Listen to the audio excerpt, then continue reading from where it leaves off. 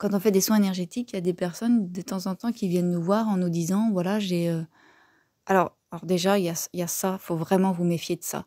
Quand quelqu'un quand vous arrivez et que vous me dites, «On m'a dit que», alors déjà, un médium m'a dit que. OK, peut-être qu'il a raison, mais peut-être pas. Laissez-vous l'option que peut-être le médium il s'est trompé.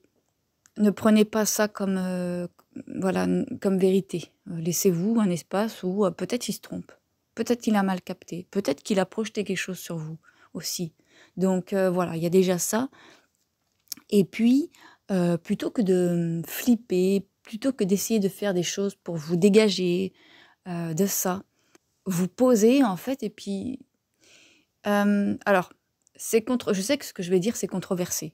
Mais moi, je parle avec, les années que j'ai d'expérience, en fait, dans ce domaine et je peux vous dire que tout ce qui est entité négative et démons, j'ai de l'expérience dans le domaine parce que je l'ai capté quand j'étais enfant. Depuis toute petite, je vois ces trucs qui font peur. Donc j'ai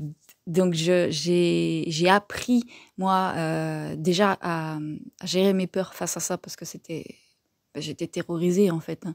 Et surtout, il y a que je suis devenue adulte, j'ai voulu alors, j'ai voulu comprendre, oui et non, parce qu'au début, j'ai juste voulu me débarrasser de tous ces dons, en fait, de voir les entités, j'en pouvais plus, de les sentir, j'en pouvais plus et donc j'ai essayé, moi, de me débarrasser de ça en allant, consulter des médiums et cetera, des énergéticiens, en leur disant, «Voilà, je vois les morts, je vois les trucs dégueulasses, je vois des entités du bas astral, aidez-moi à me débarrasser de ça». Donc on m'a aidée dans un premier temps en me faisant du dégagement, je m'étais voir une chamane, voilà et puis, ça ne réglait pas le fait que, des choses venaient m'embêter. Donc j'ai dû creuser un peu le sujet et en fait, c'est devenu de toute façon obligatoire à un moment donné, c'est qu'on me laissait plus le choix de «Bon, tu passes à l'étape suivante. Est-ce que tu veux pas comprendre comment tu attires ce genre de phénomène? Comment est-ce qu'un humain attire à lui une entité très, très négative, une entité du bas astral ou ce genre de choses qu'on va appeler démons. Déjà, ce que j'ai expliqué à un homme il y a pas longtemps, c'est que quand on est très sensible, on sent les choses plus, plus, plus. Ça, je vous apprends rien pour ceux qui sont très sensibles. C'est-à-dire que, une entité, positive, vous êtes avec une personne qui a une certaine sensibilité, un peu en dessous de la vôtre. Si vous croisez une entité positive qui est positive pour vous 2, vous allez la ressentir en mode: «Waouh, je suis avec un archange!» et elle, peut-être, elle se dira juste: «Ah, c'est agréable ici». Voyez, il y a ça à en prendre en compte, la sensibilité. Voilà, il y a même des choses que vous avez captées que les autres ne vont pas capter et c'est en lien avec votre sensibilité et pour ce qui est négatif, c'est pareil, vous allez ressentir très fort quelque chose de négatif. Il y a peut-être, 15 ans en arrière, je sais pas, il y avait j'avais rencontré une femme qui se disait désenvoûteuse, qui était désenvoûteuse, qui avait plusieurs outils et je m'étais fait aider par elle parce que je disais: «J'en peux plus de ces entités, de voir le bas astral, de voir» en plus ils viennent me toucher, me parler. J'entendais des mots à cette époque, juste des mots, mais c'était déjà de trop et elle m'avait dit, mais c'est pas un démon, en fait, c'est pas des démons, c'est des entités, en détresse et en fait, c'était ça, effectivement et moi, par la suite, j'ai pu voir que effectivement, ce que certaines personnes qualifiaient de démons, ce que nous, on pouvait qualifier de démons, c'était des entités en colère. Ça pouvait être des entités en colère, des entités, pas bien, enfin, voilà, tristes et cetera et par la suite, j'ai pu voir que aussi elles étaient une information sur notre façon, d'être dans notre structure énergétique, donc aussi dans notre façon, dans nos croyances, dans notre façon de penser, dans tout ce qu'on a intégré de réel depuis notre petite enfance. Donc en fait, elles sont comme tous les phénomènes que vous allez croiser et qui peuvent interagir avec vous, ça va vous parler de vous. Il y a une attraction, entre l'entité et l'humaine, sinon elle ne viendrait pas vous voir. Et pour les entités très négatives, donc tout ce qui est démons, aussi. Alors, je disais aussi à cet homme, hem, les démons, sont quand même assez rares. C'est comme les anges. C'est quand même assez rare de croiser un ange ou un démon, voilà. Si vous êtes les gens qui ont des anges avec eux, je ne sais pas si vous avez remarqué, mais si vous captez les présences, ce sont des gens qui appellent les anges, en général. On a tous un ange gardien que la religion s'est accaparé, leur a même donné des noms, mais on a tous cet ange-là. En fait, l'expérience de l'appeler, moi je l'ai fait plein de fois, il vient. En vrai, moi, personnellement, l'expérience que j'ai de l'ange gardien, c'est je l'appelle, il est là pour m'apporter un soutien, comme un pote qui a la main posée sur ton épaule et qui dit: «OK, je suis là». Donc c'est cool.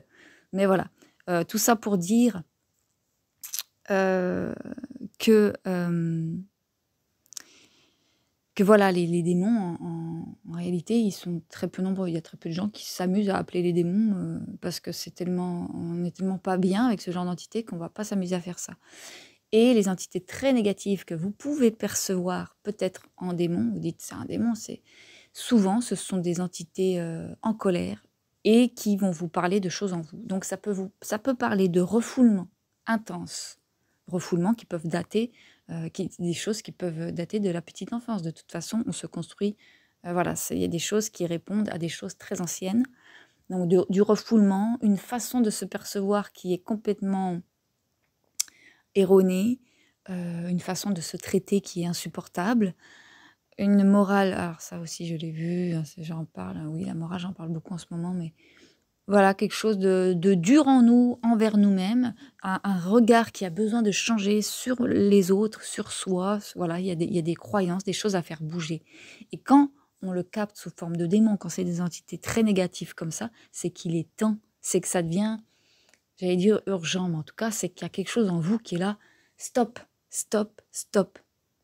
Donc voilà, donc bon, faut relativiser. Alors je sais parce que moi la première, j'entends les entités. Donc j'entends les entités négatives qui vont dire des choses des fois vraiment dégueulasses et c'est pas cool. Mais je fais l'expérience et je la referai certainement encore et je l'ai faite des milliers de fois. Quand vous vous adressez à une entité négative en mode: «J'ai pas d'armes, j'ai pas d'armure, je m'en bats la race de tout ce que tu penses, de tout ce que tu es parce que tu as le droit d'exister. Je veux juste comprendre pourquoi tu es là». Elle ne va pas vous toucher. Elle ne peut pas vous atteindre. Parce qu'en fait, elle en a même pas envie. Vous êtes là en mode, tranquille, il y a pas d'attaque. Et puis vous allez peut-être voir du coup, comme ça, en faisant ça, alors oui, vous allez me dire: «Oui, mais il faut être médium, machin truc». Si vous sentez quelque chose de vraiment négatif en vous, ou si on vous a dit vous avez une entité négative avec vous, ou un démon, vous posez l'intention d'être. Alors déjà, bon, bien sûr, il faut débrancher tout ce qui va vous dire: «Oh mon Dieu, c'est horrible, vous allez vous faire attaquer». Non, je vous le certifie, j'ai fait cette expérience des milliers de fois.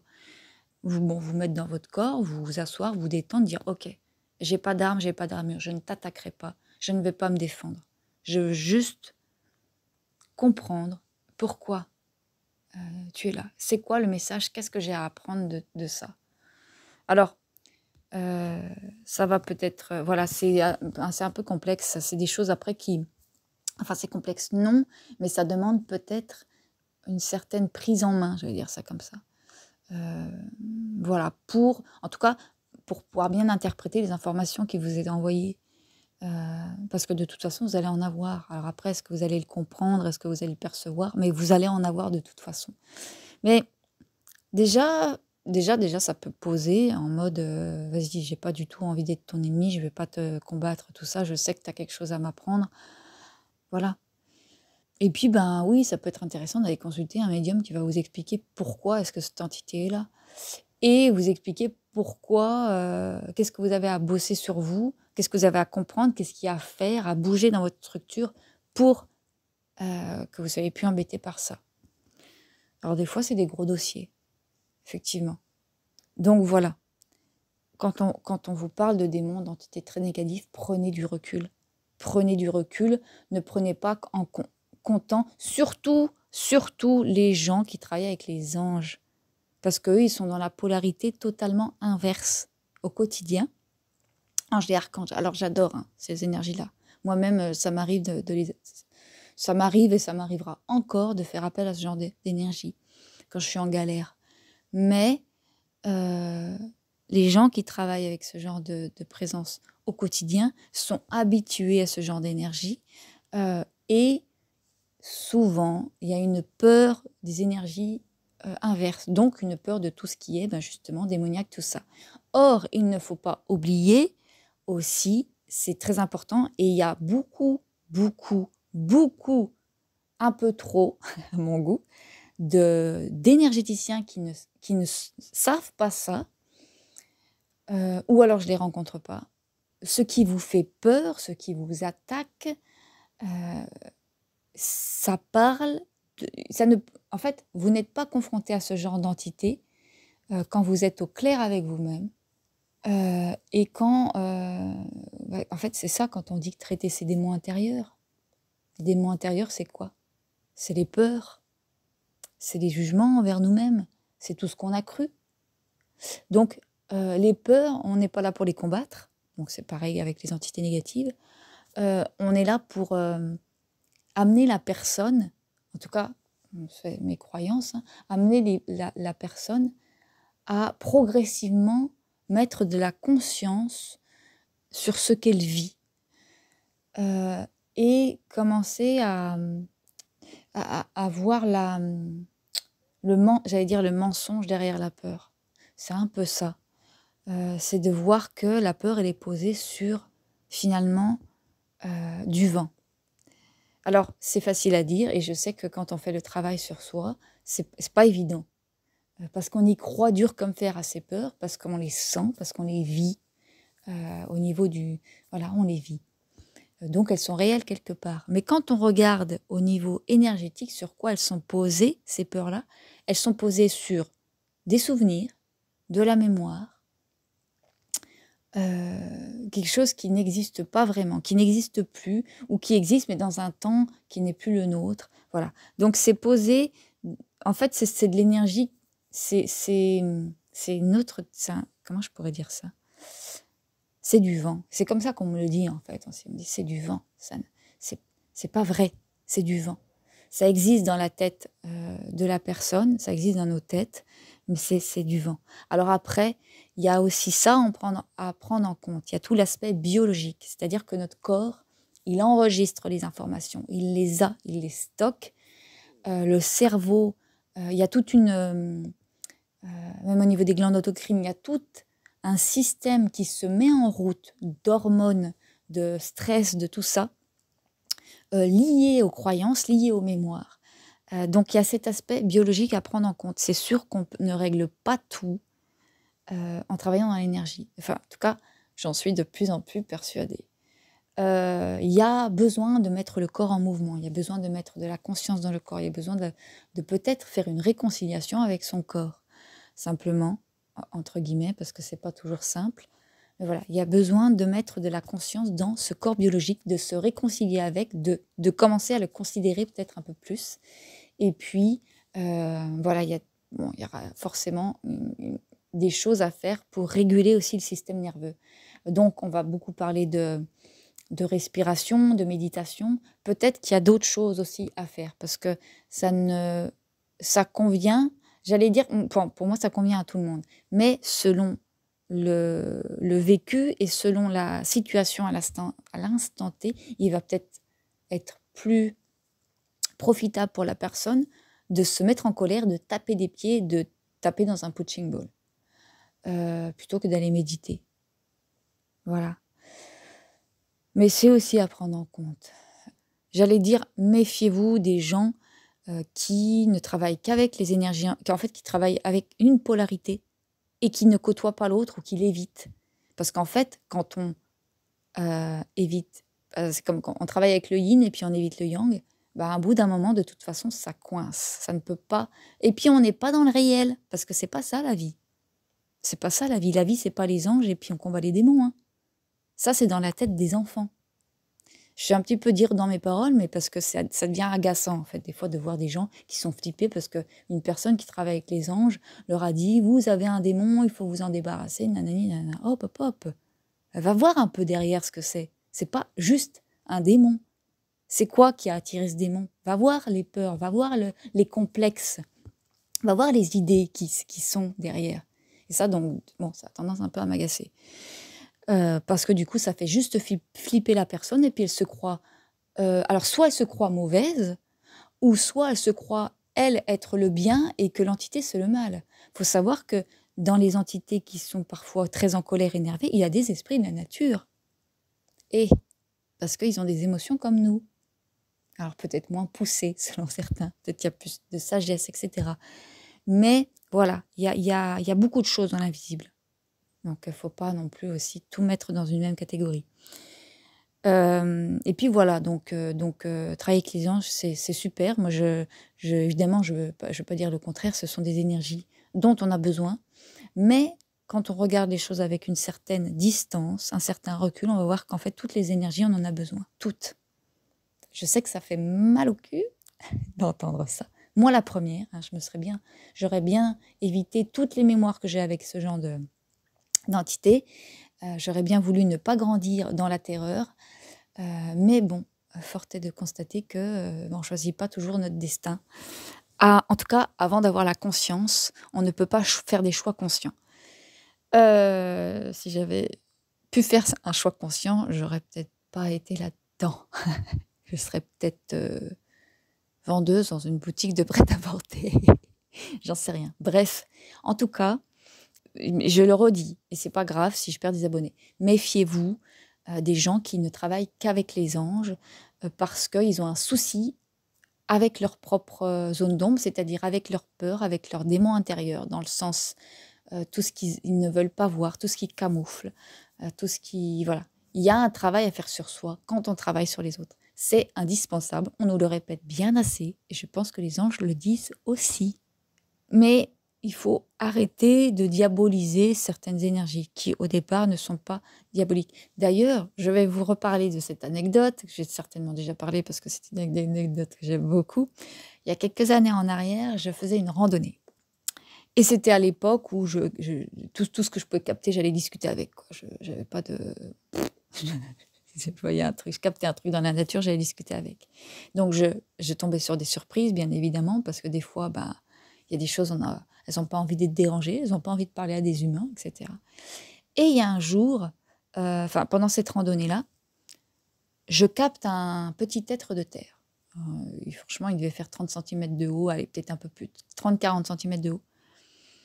Et je le vois bien. Il y a des entités, des présences que je ne vais pas voir très bien. Lui, je le vois, bam! C'était un petit être avec la peau grisâtre. Vous savez, ils ont un peu la peau grisâtre, verdâtre. Des yeux rouges comme les faunes. Bon, les faunes n'ont pas toujours que des yeux rouges. Des fois, ils ont des yeux oranges, voilà. Mais, voire d'autres couleurs un peu cheloues. Mais bon.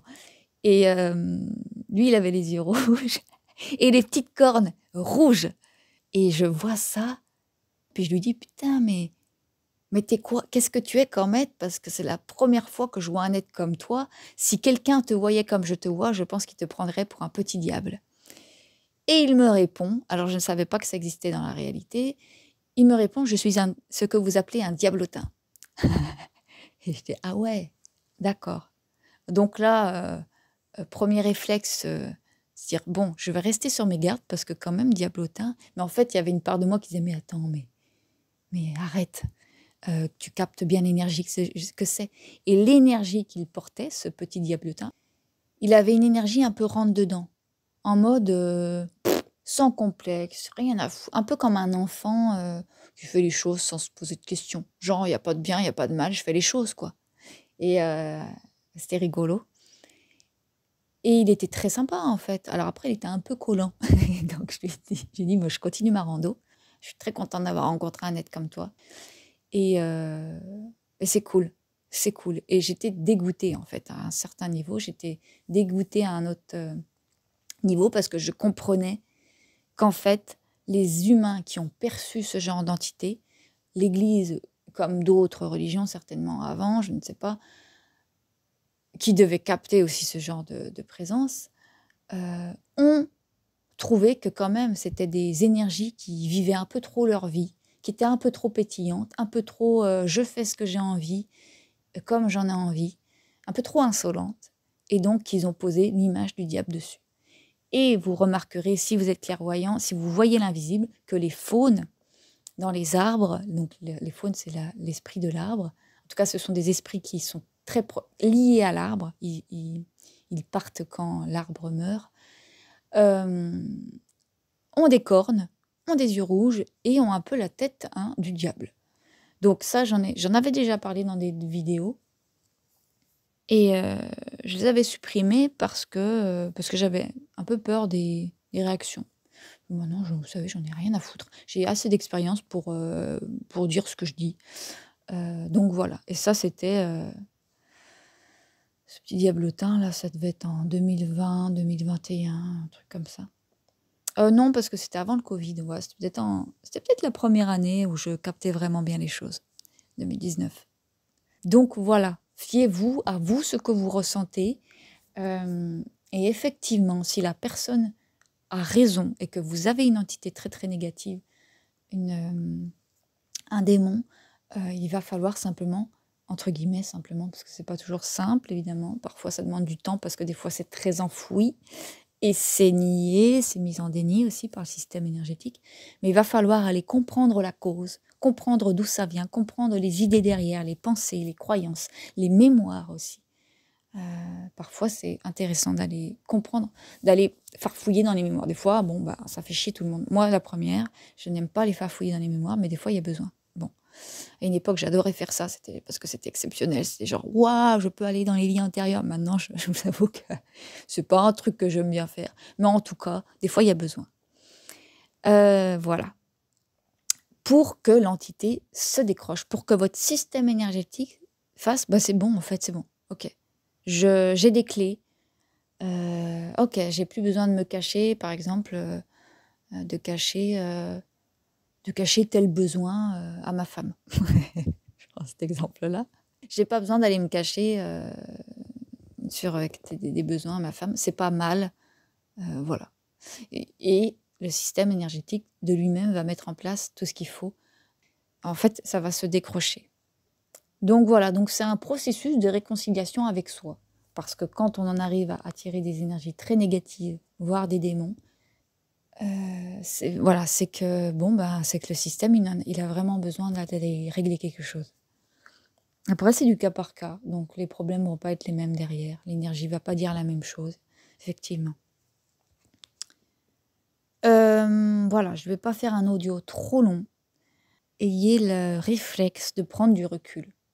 Quand on vous parle d'énergie, quand on vous parle d'entité, ayez le réflexe de prendre du recul. De dire, ok, alors déjà, c'est peut-être pas un démon.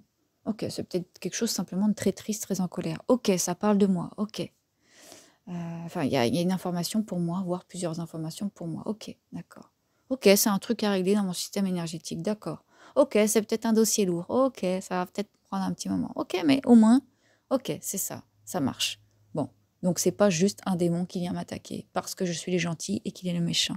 Voilà, on va un petit peu plus loin que ça. C'est comme ça qu'on règle ces problèmes réellement.